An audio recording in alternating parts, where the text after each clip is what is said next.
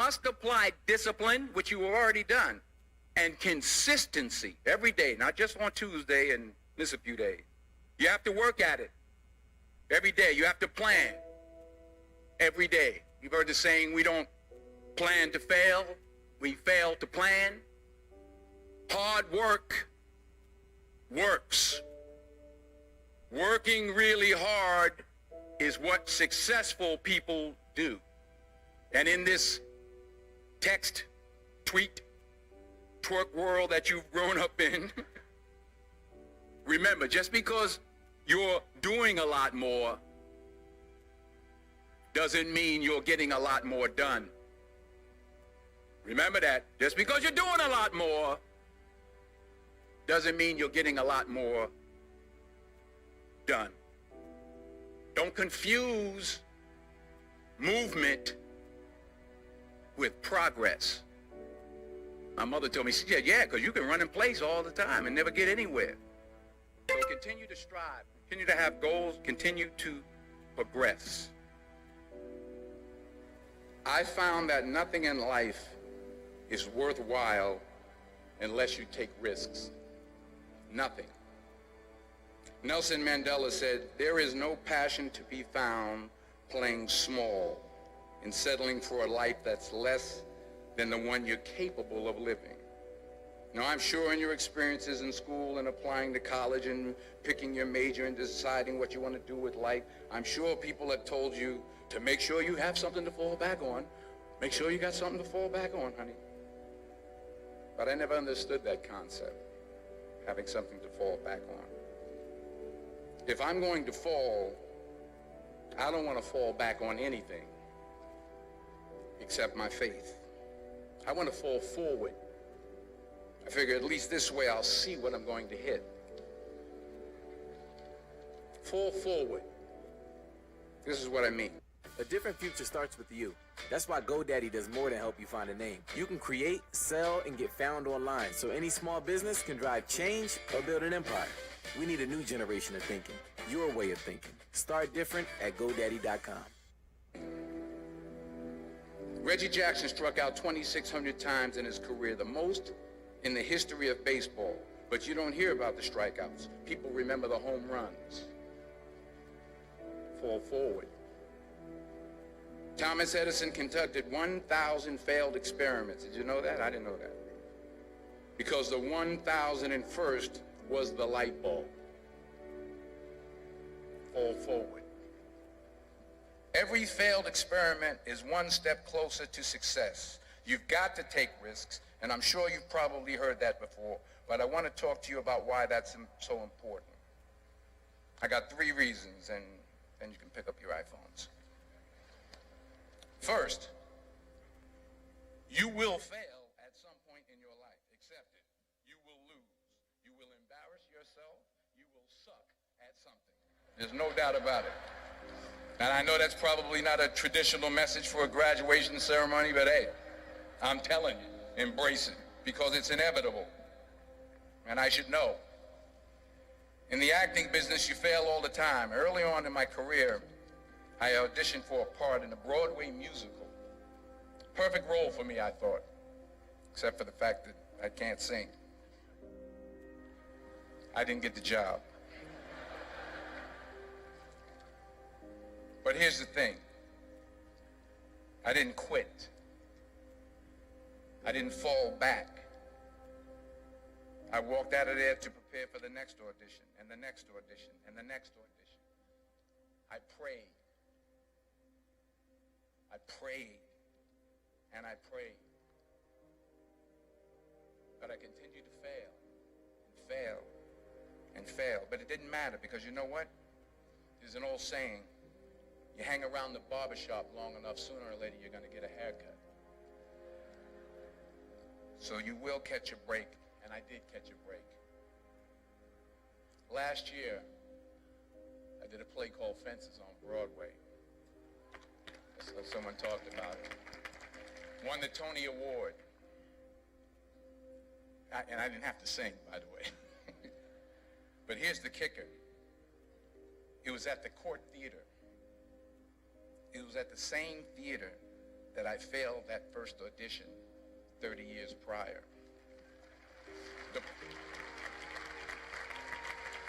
The point is, and I'll pick up the pace, the point is every graduate here today has the training and the talent to succeed. But do you have the guts to fail? Here's my second point about failure. If you don't fail, you're not even trying. I'll say it again. If you don't fail, you're not even trying. My wife told me this great expression. To get something you never had, you have to do something you never did. Les Brown's a motivational speaker. He made an analogy about this.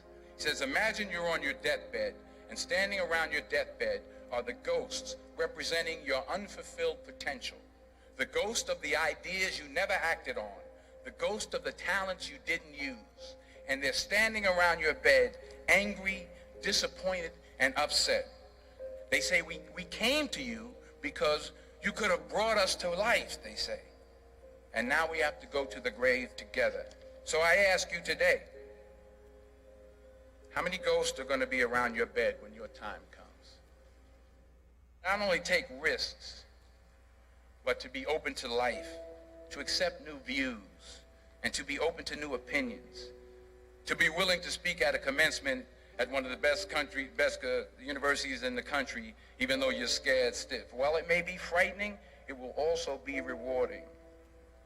Because the chances you take, the people you meet, the people you love, the faith that you have, that's what's going to define you. Never be discouraged. Never hold back. Give everything you got. And when you fall throughout life, and remember this, fall forward. Say thank you for grace. Thank you for mercy. Thank you for understanding. Thank you for wisdom. Thank you for parents. Thank you for love. Thank you for kindness. Thank you for humility. Thank you for peace. Thank you for prosperity.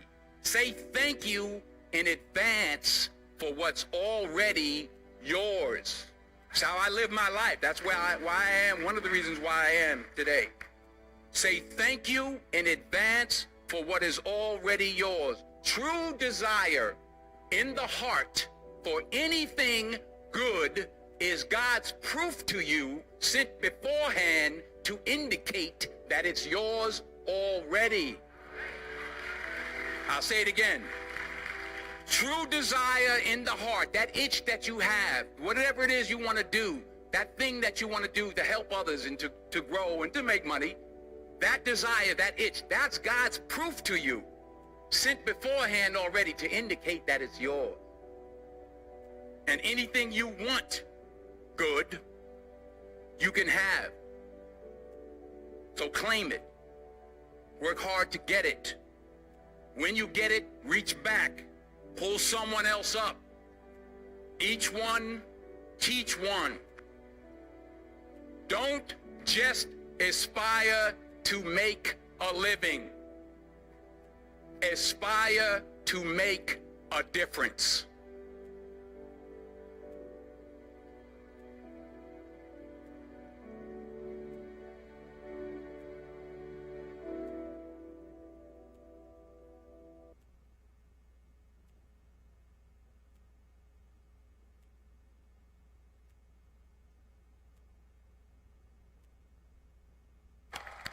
Can y'all hear me?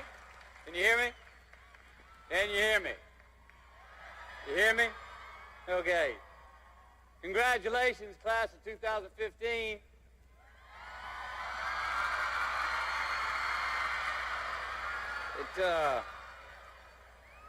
You guys and gals and young men and women are the reason I'm here. I'm really looking forward to talking with y'all tonight. You heard my dad played football here, and I believe he even graduated from here. That was some extra incentive for me to come. Short and sweet, or long and salty. A sugar donut or some oatmeal. Now, out of respect for you and your efforts in getting your degree, I thought long and hard about what I could share with you tonight. Did I want to stand up here at a podium and read you your rights? Did I want to come up here and just share some funny stories? I thought about what you would want. I thought about what you might need. I also thought about what I want to say and what I need to say. And hopefully we're both going to be happy on both accounts. As the saying goes, take what you like, leave the rest. Thank you for having me.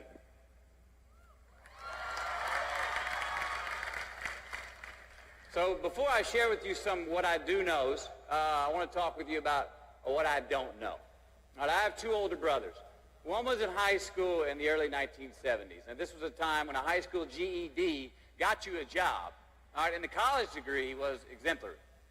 My other brother, Pat, was in high school in the early 80s, and by this time, the GED wasn't enough to guarantee employment. You needed a college degree, and if you got one, you had a pretty good chance of getting the kind of job that you wanted after you graduated.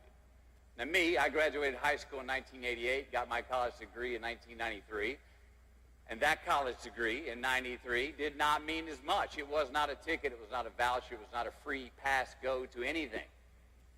So I asked the question, what does your college degree mean? It means you got an education. It means you have more knowledge in a specific subject, vocation. It means you may have more expertise in what your degree is in.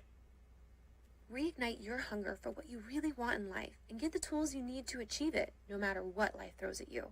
Go to make2021myyear.com to sign up for Tony's New Year Challenge for free. But what's it worth? In the job market, out there today, we know the market for college graduates is more competitive now than ever. Now, some of you already have a job lined up. You've got a path where today's job is going to become tomorrow's career. But for most of you, the future is probably still pretty fuzzy.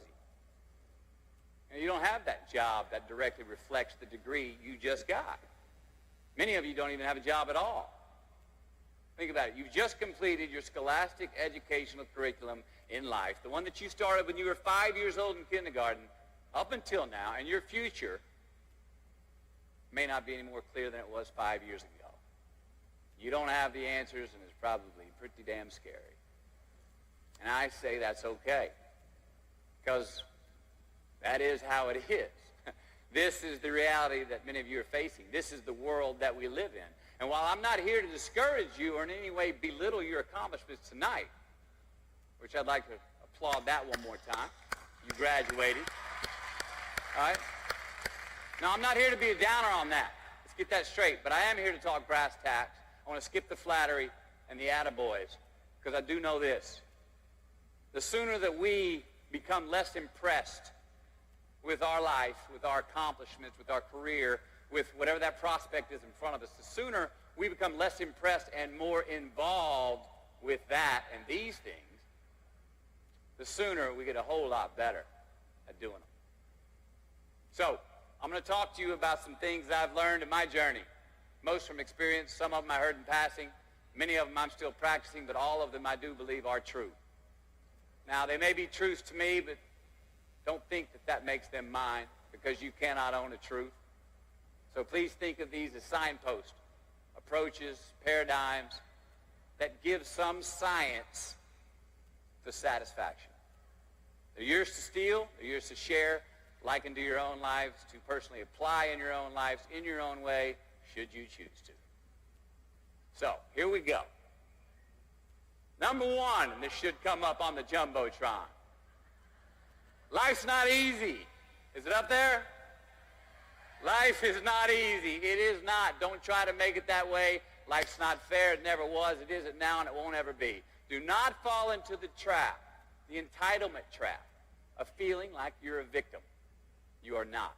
Get over it and get on with it. And yes, most things are more rewarding when you break a sweat to get them. Fact. Number two.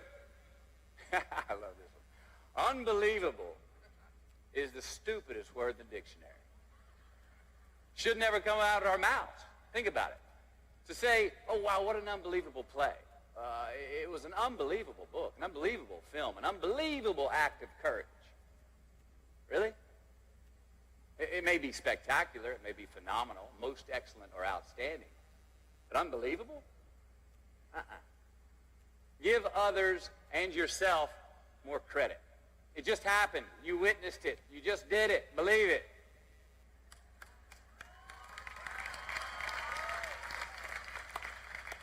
What about the other side of unbelievable? You know, that side when we humans underperform or act out of our best character. For instance, man flies a suicide jet into the World Trade Center. Millions die from diseases every day that we have cures for. Bob the Builder swears that he's going to have your house built by Thanksgiving, and you can't move in until Christmas the next year. Our best friends lie to us, and we lie to ourselves all the time. Unbelievable? I don't think so. Again, it just happens, and it happens every day. Nothing that we Homo sapien earthlings do is unbelievable. And if there's one thing you can depend on people being, it's people. So we shouldn't be surprised. We, us, are the trickiest mammals walking the planet. I'm not worried about the monkeys. I'm worried about you and me. So acknowledge the acts of greatness as real, and do not be naive about mankind's capacity for evil, nor be in denial of our own shortcomings.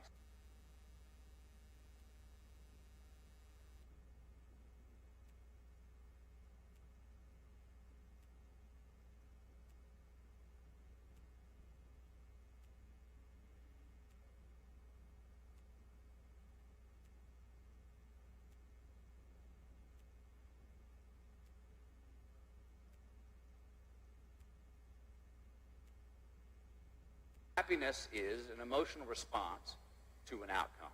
If I win, I will be happy. If I don't, I won't. It's an if-then, cause and effect, quid pro quo standard that we cannot sustain because we immediately raise it every time we attain it. You see, happiness demands a certain outcome. It is result reliant. And I say if happiness is what you're after, then you're going to be let down frequently, and you're going to be unhappy much of your time. Joy, though, joy is a different thing. It's something else. Joy is not a choice. It's not a response to some result. It's a constant.